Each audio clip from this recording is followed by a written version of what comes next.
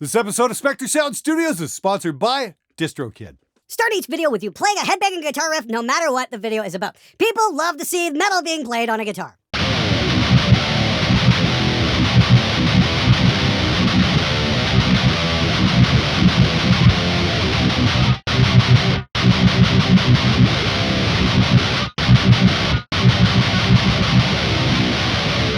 Okay, now I'm dizzy.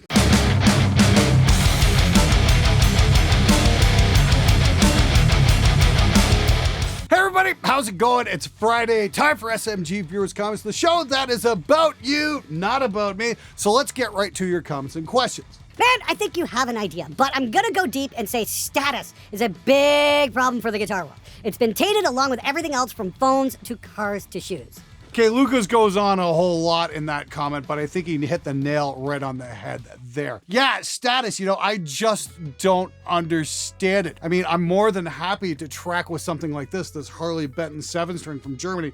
It's got some EMGs in it, it's got a hip shot bridge. Sure, it's got some quote-unquote names on it, but it's not a terribly expensive guitar. I think this thing's still under 500 US, maybe 600 US. It's certainly not a multi-$1,000 monstrosity that's not gonna make you a better guitar player. I think you've got a point about the whole status thing. Yeah, it's like, ooh, I spent money on this, therefore I'm awesome. Well, no, it's not about what you can buy. The important thing is, what can you do? What can you achieve? What can you create? And right now, on Monday mornings, we're looking for songwriters, and we're not hearing very many. Hearing an awful lot of indulgent guitar players, though. All right. Oh. Okay, kids, over-under cable method keeps your cables nice and tidy.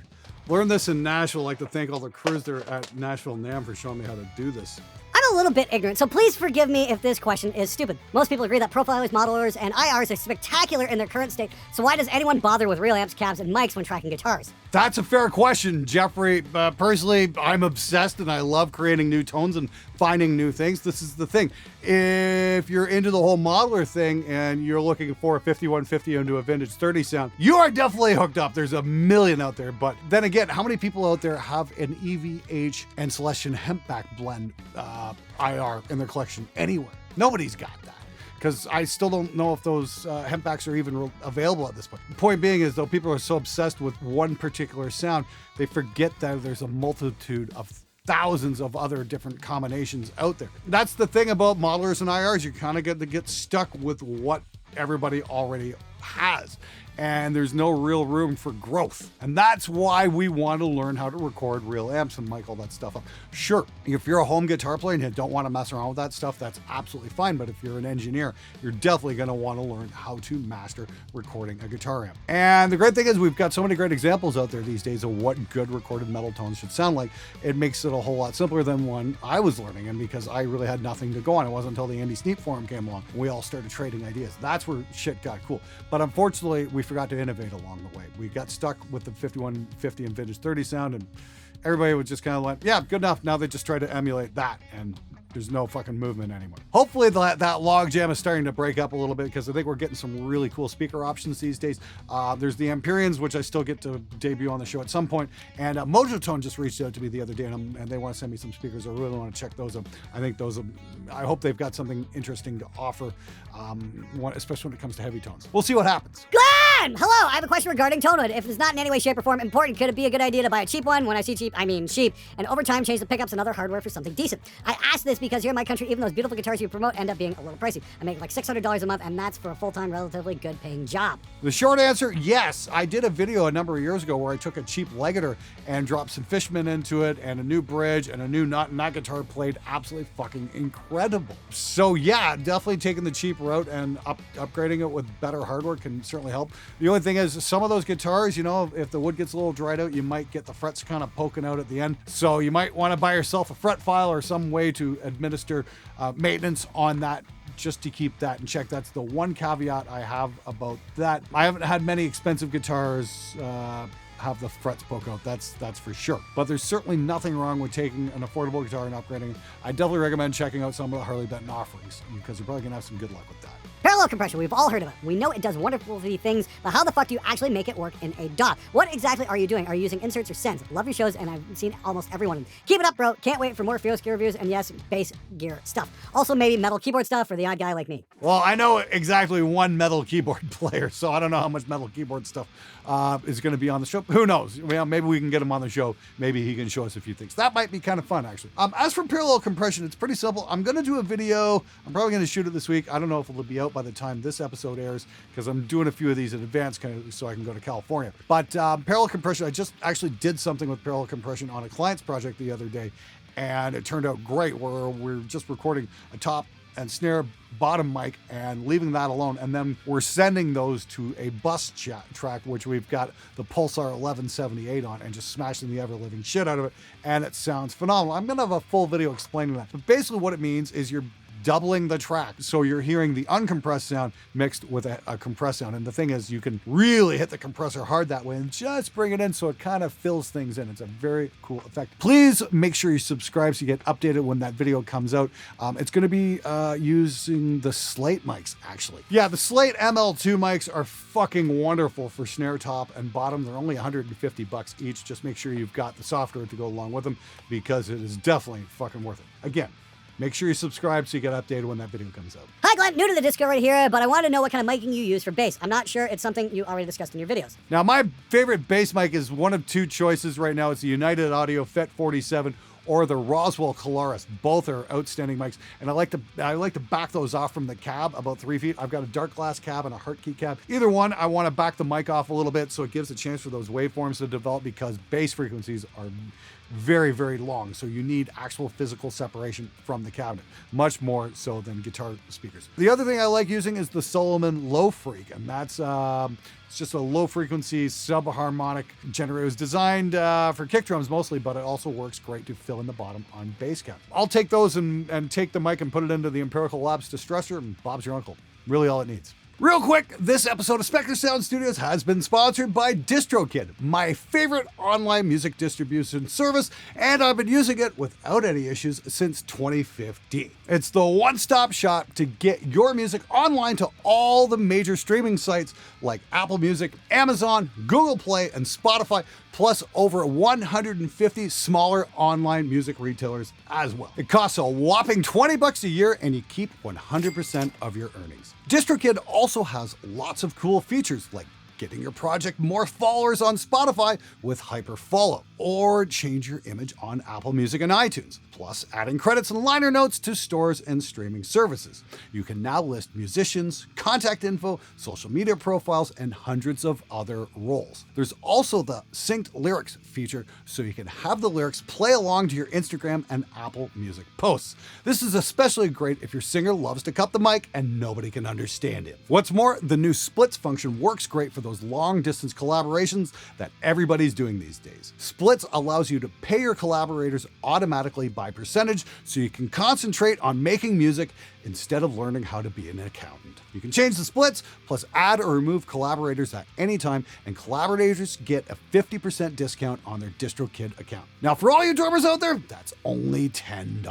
There's 3 levels of plans available: Musician, Musician Plus, and even one for labels. I use Distrokid to put my music online, including this channel's theme song, The Eagle Has Landed, and even got a license through Distrokid for that Moon on the Water cover we did a while back. Go to distrokid.com/VIP/Spectre today and grab yourself a 7% discount on the first year.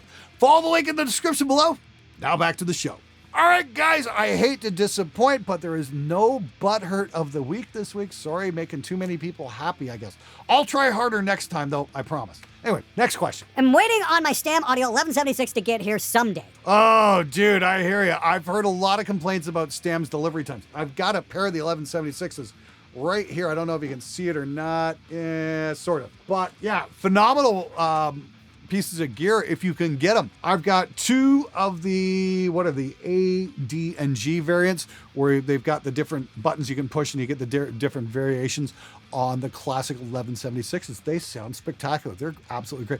I've heard a lot of people getting very frustrated though with Stam's delivery times. I know there was a pandemic that made things even much more difficult, but I'm sure, you know, they're doing everything they can to make sure you get your stuff. I want to do a review on these, but honestly, that's one of the reasons I've held off is because I know so many people are so pissed off with Stam about this. And I gotta say, I'm like, killer gear, but if you can't get it to the people, like, what good is it? I know there's people who paid a lot of money. So my advice right now is if you're interested in Stam, keep an eye on their website and see what's in stock before you order it. And I can't recommend pre-ordering right now because the wait time might be a year. I really can't tell you. I'm going to talk with Josh. I'm going to see if I can get him on the show and see what he's got to say about all that, because I think it'd be interesting to have him on the show just to get his perspective and, you know, what he'd say to his angry clients, because I know there's a lot of people who want to have him tarred and feathered right now. I've met the dude. He seems like a decent dude. He's probably doing the best he can.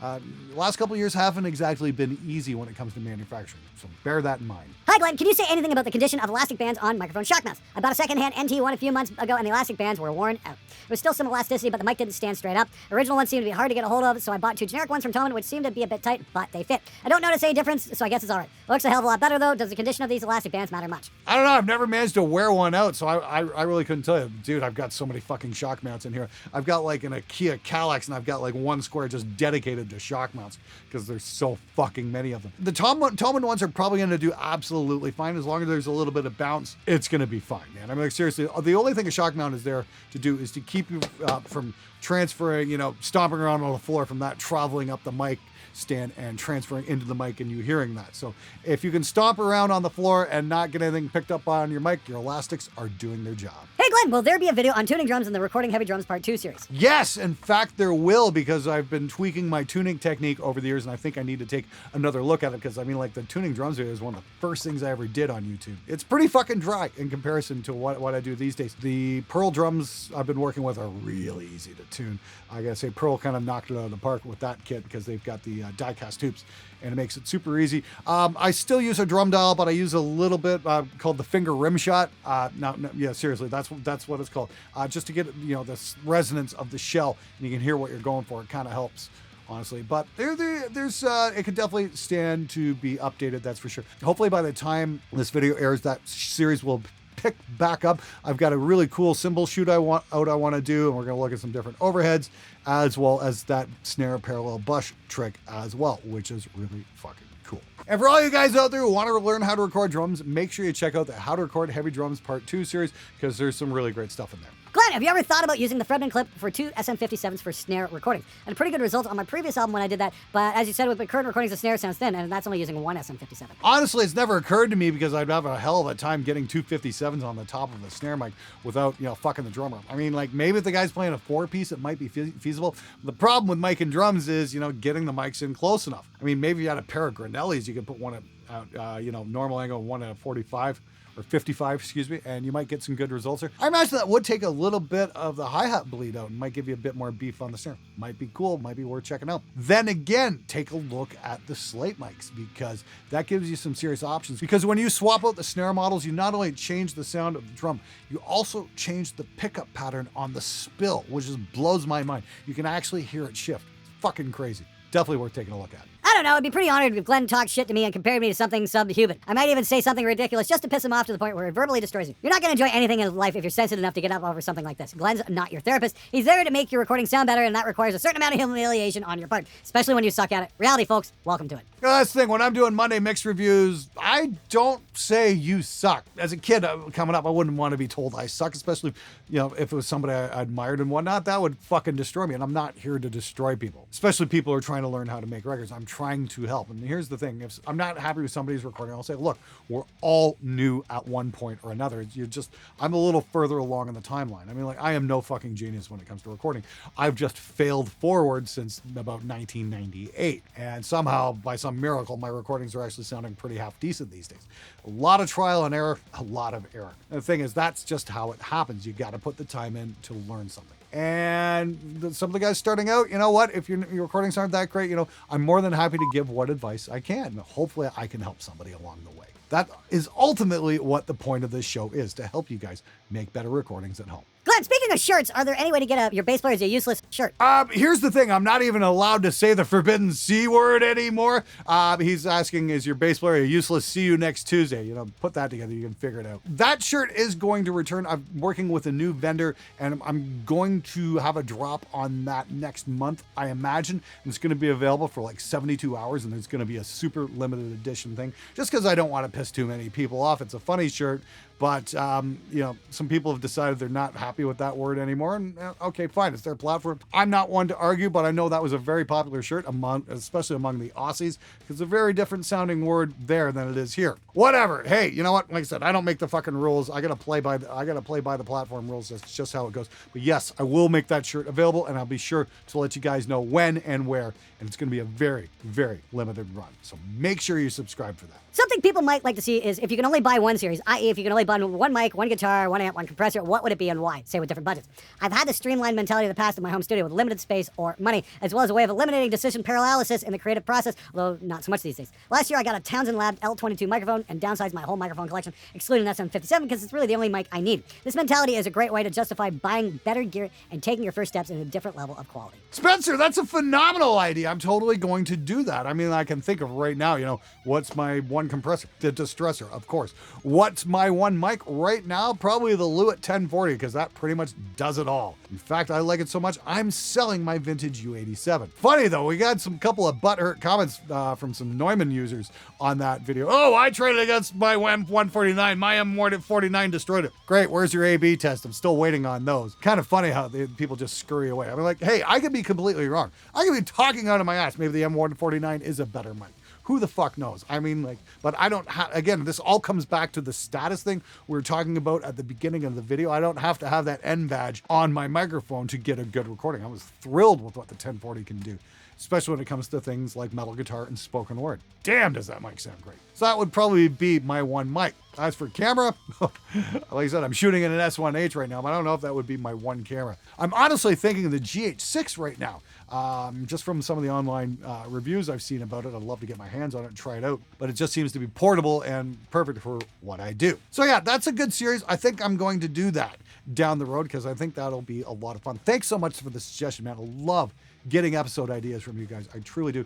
And it's you guys who have made this show what it is and allowed me to continue on for this for so long over the years, because you guys keep throwing new ideas at me constantly, and I'm more than happy to make those shows. Thanks again, man. Hey Glenn, any tips on buying a good truck for gigs? What are the cheapest ones that have the least bullshit maintenance? I'm not a truck guy, but I'll tell you this, I got 27 years experience building minivans. Minivans are phenomenal for gigs because you can, especially the Dodge minivans, because you can dump the seats right into the floor and adjust accordingly to whatever you're transporting, whether it be people or gear. They're easy to drive, front wheel drive, and they're really good in the snow as well. I don't know where you're at, but definitely take a look for a Dodge minivan. You'd be very surprised how fucking cool those things are. I remember taking one through the Smoky Mountains on a rental one time when my car broke down. They gave me a loaner minivan, and I was so impressed. I'm like, okay, I gotta get one of these. Yeah, it's fucking great. I use mine all the time. I'll haul drums, 4x12s, amps, people, you fucking name it. And they're super comfortable too. The only thing they're never gonna do is get you laid. Hey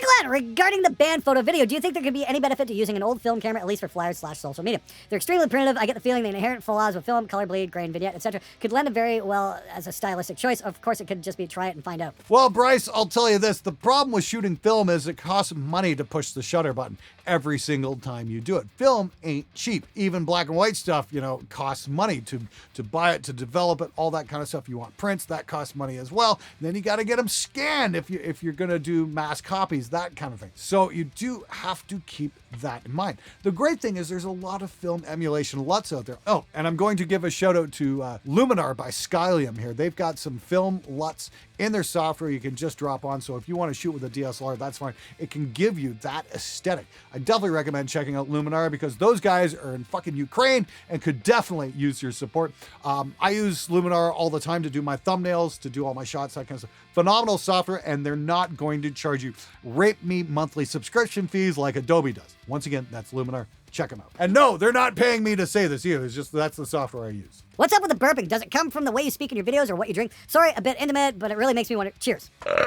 Well, Altered Brain, what happens is I get ranting and raving in this crouching position. I wind up swallowing a lot of air. That's all. It's like, when I start yelling and shit like that, I take great big breaths of air. And then, that's got to come out at some point. And that usually winds up with the burps. It's not because I'm drinking anything. It's just, I'm kind of physical when I do this show. That's all. In 2014, I worked in a studio that had all that outboard gear. They were always chasing a buzz from a bad wire, a bad cable, bad electric. I chose the route of going with 100% in the box Cubase and Waves plugins, turning out more music and better sounding music than those guys in there in a room. Now I have my own commercial studio and people tell me that my mixes sound like West Coast. I take that as a compliment because there is a lot of studios here in New Orleans and we are all barely surviving. Hey Dale, I think you got a great point. I remember I burned up half a day chasing down an issue with one of my stereo compressors over here where it was kind of pulling to one side. So I definitely understand where you're coming from. It can be an issue. That being said, I'm not giving up my outboard anytime soon. I use a lot of this stuff all the time, the Tegler stuff, the Gain Lab stuff, the Stam stuff. It's all great. Like I said, just got the Heritage Audio successor back. That's an amazing stereo compressor. But yeah, if you don't have solid electricity, you are going to be in for some shit. So I can definitely understand the allure of working with software. I mean, like sometimes the software is just better. I mean, like we did that shootout a couple of years ago where half the pro audio community went, because I dared fucking show that the Clark Technic 2BQ is a rampaging pile of dog shit, and the Waves plugin, the Puig Tech, is actually a better sounding unit for like one millionth the cost. Seriously, it's pretty cool. That's just the nature of the beast. So a lot of you guys out there who are just working with software, scratching their heads about the hardware and whatnot, I'd say maybe one or two pieces of gear. I mean, the Distressor has been an absolute champ for me over the years. Phenomenal piece of gear. If you want to get it, if you want to spend money on a compressor, I'd recommend getting that over anything else because it can just do so many things so very well. That may be a good 2-bus compressor. That could do great as well. Of course, I've got 3 of them to choose from here. I've got the Heritage Audio successor,